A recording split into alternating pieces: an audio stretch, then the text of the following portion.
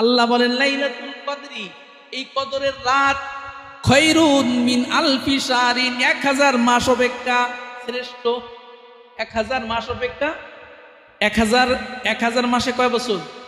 83 বছর 4 মাস। 83 বছর 4 মাস, তো 83 বছর 4 মাস অপেক্ষা উত্তম লাইলাতুল কদরের এক রাত। আল্লাহ পাক রব্বুল আলামিন বলেন তানাজ্জালুল মালাইকাতু ওয়ার রূহু ফিহা বিইذনি রাব্বিহিম মিন কুল্লি আমর। এই লাইলাতুল কদরে জিবরিল আমিন, তানাজ্জালুল মালাইকাতু ওয়ার রূহু, মালাইকা মানে ফেরেশতা, রূহু মানে জিবরিল আমিন। এখানে রূহু মানে কি? জিবরিল আমিন। জিবরিল আমিন ফেরেশতাদের একটা দলকে নিয়ে এই লাইলাতুল কদরে দুনিয়ার জমিনে অবতরণ করেন। সুবহানাল্লাহ। তানাজ্জালুল মালাইকাতু ওয়ার রূহু ফিহা বিইذনি রাব্বিহিম মিন কুল্লি আমর। সব ধরনের কল্যাণ, বরকত, রহমত নিয়া এই লাইলাতুল কদরে জিবরিল আমিন ফেরেশতাদের একটা বাহিনী নিয়া দুনিয়ার জমিনে অবতীর্ণ হন। হাত্তা মাতলাইল ফজর, ফজর পর্যন্ত, ফজরের নামাজের আজান পর্যন্ত জিবরিল আমিন সহ ফেরেশতাদের একটা জামাত এই উম্মতে মুহাম্মাদীর প্রত্যেকটি মুসল্লির উপরে রহমত এবং বরকত, কল্যাণের দোয়া করতে থাকে। সুবহানাল্লাহ। এই লাইলাতুল কদরে আমরা তো ঘুমাই থাকি, অথচ জিবরিল আমিন ফেরেশতাদের বিশাল বড় একটা জামাত নিয়ে আসে। এসে তারা কি করে? প্রত্যেকটা মুসল্লির জন্য রহমত, বরকত এবং কল্যাণের দোয়া সারা রাত ফজরের আজান পর্যন্ত করতে থাকে। ভাইয়ের আমার, বন্ধুরা আমার, এই হাদিসটা বুখারীর ভিতরে আসছে, লম্বা একটা হাদিস। এটা ছিল কোরআনের আয়াত, লম্বা হাদিস। ওয়ান আনাস ইবনে মালিক রাদিয়াল্লাহু তাআলা আনহু قال قال رسول الله صلى الله عليه وسلم إذا كان ليلة القدر نزل جبريل في كبكبة من الملائكة। লাইলাতুল কদর যখন চলে আসে, জিবরিল আমিন ফেরেশতাদের একটা দলের ভিতরে প্রবেশ করে। ইউসাল্লুনা আলা কুল্লি আবদিন কাইমিন ওয়া কাঈদিন ইয়াযকুরুল্লাহা আযজা ওয়া জাল।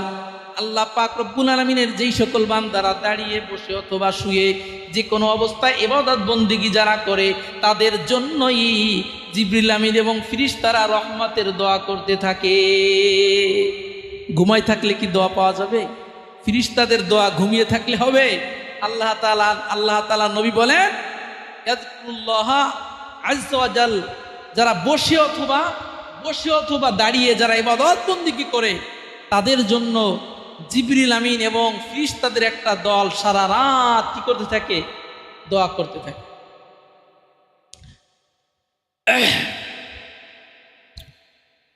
ওয়ায়াকুলু তাবারাকা ওয়া তাআলা ইয়া মালাইকাতি মা জাযাউ আজিরিন ওয়াফা আমালাহু। আল্লাহ পাক রব্বুল আলামিন এই লাইলাতুল কদরে আল্লাহ তাআলা এই জিবরিল আমিনের সঙ্গে, ফেরেশতাদের সঙ্গে কথা বলে। ও ফেরেশতারা, ও জিবরিল আমিন, আপনারা একটু আমাকে পরামর্শ দেন, বলেন আমার যেই সকল বান্দারা এই লাইলাতুল কদরে ইবাদত বন্দেগী করতেছে, ওদের বিনিময়টা কি হতে পারে? আপনারা একটু বলে দে। বিনিময় কি দিবেন এটা তো আল্লাহ তাআলার পূর্বে থেকেই নির্ধারিত, কিন্তু আল্লাহ তাআলা ফেরেশতাদের সঙ্গে একটু পরামর্শ করলেন। ও ফেরেশতারা, যারা এই লাইলাতুল কদরে ইবাদত বন্দেগী করবে, তাদের বিনিময় কি আমি দিতে পারি একটু তোমরা বলো। ক্বালু, ফেরেশতারা বলে, আয় রব, জাযাউহু আইয়ুওয়াফা আজরুহু। আয় রব্বে কারীম, আপনার প্রিয় বান্দা যারা এই লাইলাতুল কদর ইবাদত বন্দেগী করতেছে, ওদের বিনিময় একটু কম দিতে পারবেন না? ওদেরকে পরিপূর্ণ বিনিময় দিতে হবে, পরিপূর্ণ বিনিময় দিতে হবে। বিনিময় চুল পরিমাণ কম করলে হবে না। এমনিই তো আল্লাহ তাআলা অনেক নেকি দিতে চান, এদিকে ফেরেশতারা আবার সুপারিশ করছে, রব্বে কারীম, এই লাইলাতুল কদরে যারা ইবাদত বন্দেগী করতেছে, তাদের ইবাদত বন্দেগীর কারণে নেকি কমানো যাবে না, পরিপূর্ণ নেকি দিতে হবে।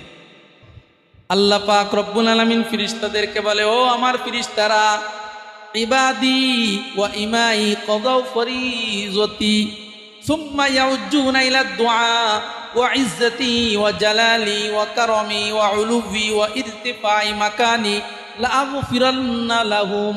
আল্লাহ পাক রব্বুল আলামিন ফিরিস্তাদেরকে বলে, ও আমার ফিরিস্তারা, তোমরা মোটেও টেনশন করবা না। আমার যেই সকল বান্দারা এই লাইলাতুল কদর ইবাদত বন্দেগী করবে, লাইলাতুল কদর ইবাদত বন্দেগী শেষ করে যখন ঈদগার ময়দানে যাবে, ঈদগার ময়দানে যাইতে দেরি, আমি আমার বান্দার জীবনের সমস্ত গুনাহ মাফ করে দিতে চুল পরিমাণও দেরি করব না। সুবহানাল্লাহ, লাগফিরান্না লাহুম। আমার ইজ্জতের কসম, আমার সম্মানের কসম, আমার মর্যাদার কসম, আমি আল্লাহ তাআলা কসম করে বলছি, আমার যেই সকল বান্দা লাইলাতুল কদর ইবাদত বন্দেগী করবে, ইবাদত বন্দেগী করার পরে যদি ঈদগার ময়দানে আসে, ঈদগার ময়দানে আসতে দেরি, আমার কাছে ক্ষমা চাইতে দেরি, এর আগেই আমি তার জীবনের সব গুনাহ মাফ করে দিব। এবার চিন্তা করে দেখেন লাইলাতুল কদরের কত মর্যাদা, কত নেই। ভাইরা আমার, বন্ধুরা আমার, এই লাইলাতুল কদর কোথায় পাবেন? আল্লাহর নবীকে সাহাবায়ে কেরাম জিজ্ঞাসা করলেন, ইয়া রাসূলুল্লাহ, ইয়া হাবিবাল্লাহ, লাইলাতুল কদর কোন রজনীতে?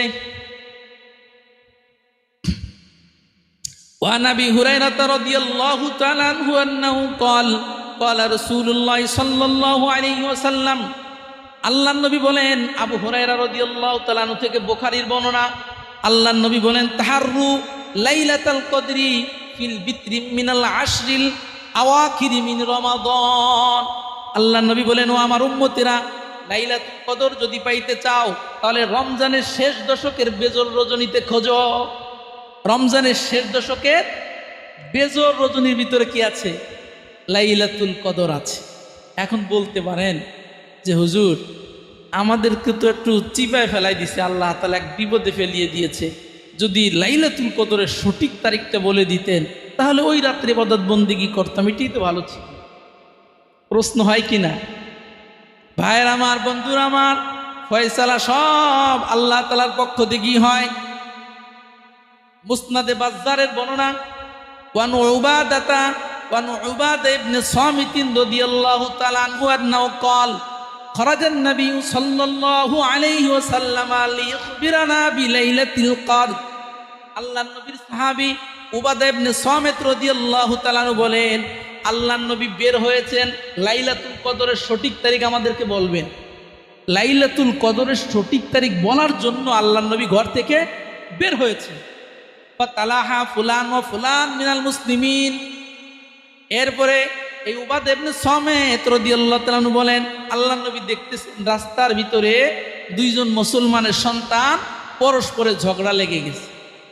তো ঝগড়ার কবলে যদি কেউ পড়ে, জেহেনে যা থাকে সব কিন্তু মানুষ স্বাভাবিক ভুলে যায়। আপনি ঘর থেকে বের হয়েছেন এক নিয়তে, প্রতিমধ্যে দেখলেন যে মারামারি শুরু হয়েছে, তো আপনি তো মারামারির ভিতরে যাবেন না, আপনি তো একদিকে দৌড় শুরু করবেন। তো দৌড় শুরু করলে যেই নিয়তে ঘর থেকে বের হয়েছেন ওইটি কি জেনে থাকবো, ভুলে যাবেন না? বিষয়টা তাই হয়েছে। আল্লাহর নবী বলেন, ফানুসিয়া, আমি যখন দেখলাম দুইজন মুসলমানের সন্তান পরস্পরে ঝগড়া বিভেদ করতেছে, এই ঝগড়ার কবলে যখন আমি নবী পড়ে গেলাম, লাইলাতুল কদরের সঠিক তারিখ আমার অন্তর থেকে ভুলিয়ে দেওয়া হয়েছে, ভুলিয়ে দেওয়া হয়েছে। আল্লাহর নবী বলেন, আমার সঠিক তারিখ আমি জানতাম, আল্লাহ তাআলা আমাকে জানিয়েছিলেন, কিন্তু এই ঝগড়া বিভেদ এটা জঘন্য, যে ঝগড়া বিভেদ যেখানে থাকে রহমত সেখানে থাকে না। ঝগড়া বিভেদ আছে যেখানে, রহমত নাই সেখানে। তো ঝগড়া বিভেদের ভিতরে আল্লাহর নবী পড়ে গেছেন, লাইলাতুল কদরের সঠিক তারিখ আল্লাহর নবী ভুলে গেছেন। সাহাবায়ে কেরাম চিন্তা পড়ে গেছে। আল্লাহর নবী সাহাবীদেরকে বলেন, ও প্রাণের সাহাবীরা, চিন্তার কোনো কারণ নাই। আসা আইয়াকুনা ফিহি খায়রা, লাইলাতুল কদরের সঠিক তারিখ আমি তোমাদের বলতে পারছি না, আমি মনে করি এর ভিতরে তোমাদের কল্যাণ আছে। লাইলাতুল কদরের সঠিক তারিখ আমি তোমাদের বলতে পারছি না, এর ভিতরে কি আছে? কল্যাণ আছে। কল্যাণটা কি? যদি আমি তোমাদেরকে বলে দিতাম যে লাইলাতুল কদর হচ্ছে 27 তারিখ অথবা 29 তারিখ, তাহলে যেমন লাভ আছে তেমন ক্ষতিও আছে। যেমন কিছু মানুষ তো এরকম থাকবে, সারা বছর নামাজ পড়বে না, রোজা রাখবে না, আল্লাহ তাআলার হুকুম আহকাম কিছুই মানবে না, শুধু অপেক্ষায় থাকবে বছরের লাইলাতুল কদর কবে আসবে, কারণ লাইলাতুল কদরে ইবাদত বন্দেগী করলে জীবনে সব গুনাহ মাফ। ঠিক কিনা? কিছু মানুষ এই সুবিধা ভোগ করার অপেক্ষায় থাকবে না যে লাইলাতুল কদর তো এমন এক রাত, যেই রাতে ইবাদত বন্দেগী করলে জীবনের সব গুনাহ মাফ। তো জীবনের সব গুনাহ যদি মাফ হয়, তো কিছু সুবিধাবাদ মানুষ এমন থাকবে যারা সারা বছর নামাজ কালাম ইবাদত বন্দেগী কিছুই করবে না, সারা বছর শুধু অপেক্ষায় থাকবে লাইলাতুল কদর কবে হবে। ওই লাইলাতুল কদর ইবাদত বন্দেগী করবে, আর সারা বছর কোনো ইবাদত বন্দেগী থাকবে না। তা এইটা কি ভালো, নাকি সারা বছর ইবাদত বন্দেগী করবে এইটা ভালো? এই জন্য হতে পারে আল্লাহ তাআলা আমাকে ভুলিয়ে দিয়েছে লাইলাতুল কদরের সঠিক তারিখ সম্পর্কে। আরো কারণ আছে। লাইলাতুল কদরের সঠিক তারিখ যদি আমাদের জানা থাকতো, উদাহরণস্বরূপ কিছু মানুষ তো এমন আছে যে সারা বছর ইবাদত বন্দেগী করবে, লাইলাতুল কদর কবে এটা জানা সত্ত্বেও কিছু মানুষ আছে না যে সারা বছর ইবাদত বন্দেগী করে। তো যেই মানুষগুলা সারা বছর ইবাদত বন্দেগী করলো, ঘটনাক্রমে ওই লোকটা যদি এই লাইলাতুল কদরের নির্দিষ্ট রজনীতে যদি অসুস্থ হয়ে যায়, এই লোকটা যদি অসুস্থ হয়ে যায়, তাহলে এই লোকের দুঃখ এবং আফসোসের কি কোনো শেষ থাকবে?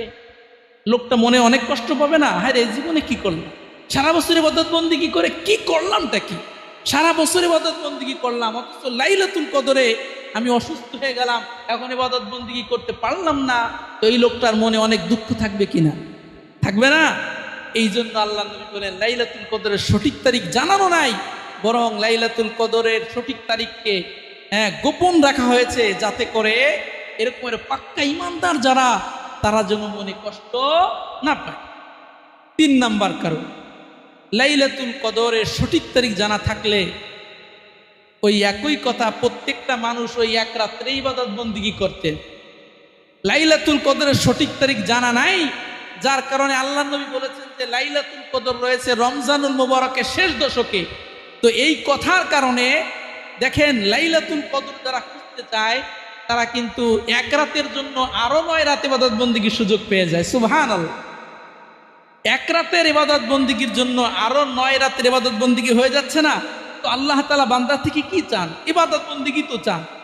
আল্লাহ চান বান্দা যেন আমার মানে, আল্লাহ চান যেন বান্দা আমার প্রত্যেকটা বিধিবিধানকে পরিপূর্ণভাবে মানে, এটাই তো আল্লাহ তাআলা চান। তো এই লাইলাতুল কদর যারা খুঁজতে যাবে, ওরা চিন্তা করবে যে লাইলাতুল কদরের তারিখ যেহেতু নির্দিষ্ট না, অতএব শেষ দশকে আমার 10 দিন ইবাদত বন্দেগী করতে হবে। তো এক লাইলাতুল কদরের ওসিলায় 10 দিন ইবাদত বন্দেগীর সুযোগ পাবে, এইটা আরো ভালো না? এই জন্য আল্লাহ নবী বললেন আশা আইয়াকুনা ফিহি খায়রা, লাইলাতুল কদরের সঠিক তারিখ আমি তোমাদেরকে জানাইতে পারলাম না, আমি মনে করি এর ভিতরে তোমাদের কল্যাণ আছে। এখন কথা হলো এই লাইলাতুল কদরের আমল কি? লাইলাতুল কদরের আমল কি?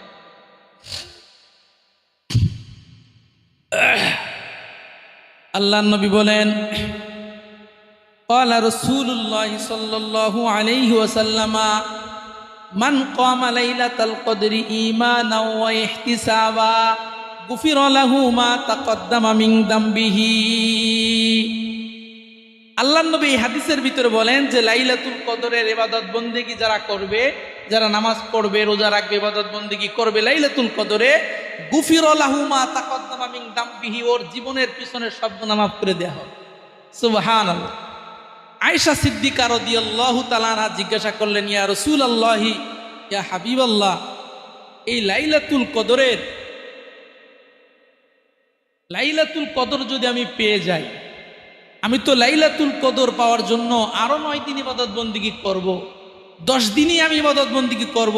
তো লাইলাতুল কদর যদি আমি পেয়ে যাই, তাহলে আমি কি দোয়া করব? আমাকে একটা দোয়া শিখাই দিন। আল্লাহর নবী আয়েশা সিদ্দিকাকে বললেন, ও আয়েশা, ফাকুলি আল্লাহুম্মা ইন্নাকা আফুবুন কারীম তুহিব্বুল আফওয়া ফাফু আন্নী।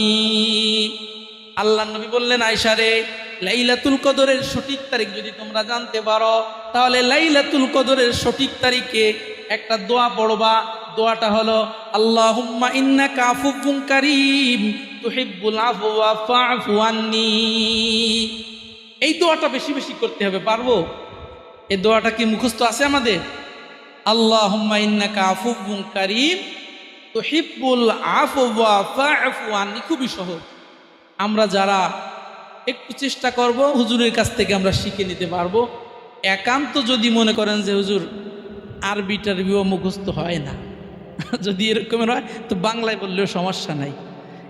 এই দোয়ার অর্থ হলো আল্লাহুম্মা, হে আল্লাহ, ইন্নাকা, নিশ্চয়ই আপনি, আফুউন কারীম, আপনি অতিশয় ক্ষমাশীল, অতিশয় ক্ষমাশীল, তুহিব্বুল আফওয়া, আপনি ক্ষমা করাকে পছন্দ করেন, আপনি ক্ষমা করাকে পছন্দ করেন, ফাআফু আন্নি, অতএব আপনি আমার জীবনের গুনাহ ক্ষমা করে দিন।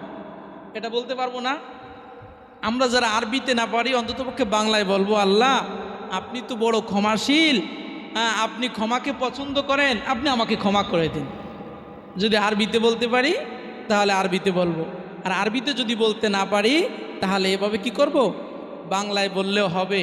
লাইলাতুল কদরের সর্বশ্রেষ্ঠ দোয়াটা হচ্ছে যে বেশি বেশি আল্লাহ তাআলার কাছে কি চাইতে হবে, ক্ষমা চাইতে হবে। ক্ষমা তো আল্লাহ তাআলা এমনি করবেন, হাদিসের ভিতরে ওয়াদা আছে না, আল্লাহ নবী তো বলছেন যে লাইলাতুল কদর ইবাদত বন্দেগী যে করবে তার জীবনের সমস্ত গুনাহ আল্লাহ তাআলা মাফ করে দিবেনই, এটা তো আছে।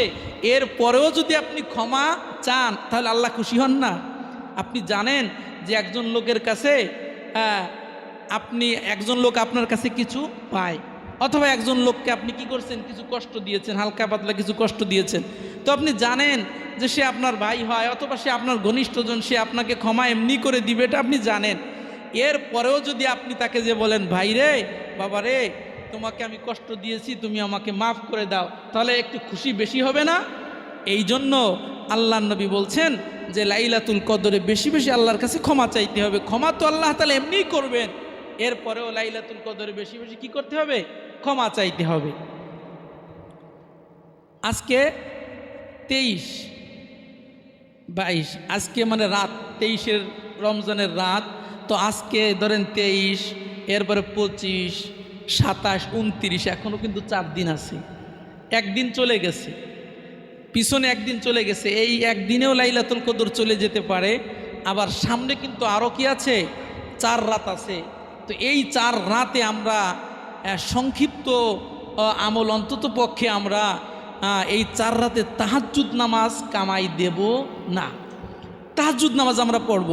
আমরা যারা রোজা রাখি, সাহারি খেতে তো অবশ্যই উঠতে হয়, তো আমি 4টার দিকে উঠি, তো 4টায় যদি উঠি, 4টায় উঠে অজু করে এরপরে 4 রাকাত তাহাজ্জুদ পড়তে তো আর বেশি সময় লাগে না, আপনার 4-5 মিনিটে হয়ে যায়। 5 মিনিট যদি আমরা তাহাজ্জুদ নামাজের পিছে যদি ব্যয় করি, 2 মিনিট দোয়া করলাম, এরপরে খানা দানা খাইলাম, এত তো কষ্ট হয় না? কষ্ট হয়? তাহাজ্জুদ নামাজের ফজিলত অনেক বেশি। নফলের ভিতরে যত নামাজ আছে তার ভিতরে সর্বশ্রেষ্ঠ নামাজ হচ্ছে তাহাজ্জুদ নামাজ। বিশেষ করে রমজানের ভিতরে তাহাজ্জুদের ফজিলত আরও বেশি। আর সবচেয়ে গুরুত্বপূর্ণ হচ্ছে এই রমজানের শেষ দশকে লাইলাতুল কদর আছে। এই লাইলাতুল কদর উপলক্ষে আমরা এই রমজানুল মোবারকের এই যে কয়েকটা রজনী আছে, এই রজনীতে আমরা তাহাজ্জুদ নামাজ কিছুতেই ছাড়ব না। ইশারের নামাজটা জামাত সহকারে পড়ার চেষ্টা করব, ফজরের নামাজটা জামাত সহকারে চেষ্টা করব, মাঝখানে তাহাজ্জুদ নামাজ পড়ব। আল্লাহ নবী বলেন, ইশারের নামাজ এবং ফজরের নামাজ জামাত সহকারে যে ব্যক্তি পড়ল, ও সারা রাত যদি ঘুমিয়ে থাকে, এরপরেও ওর আমল নামায় নফল নামাজ পড়ার নেকি অনাবরত লেখা হয়। সুবহানাল্লাহ।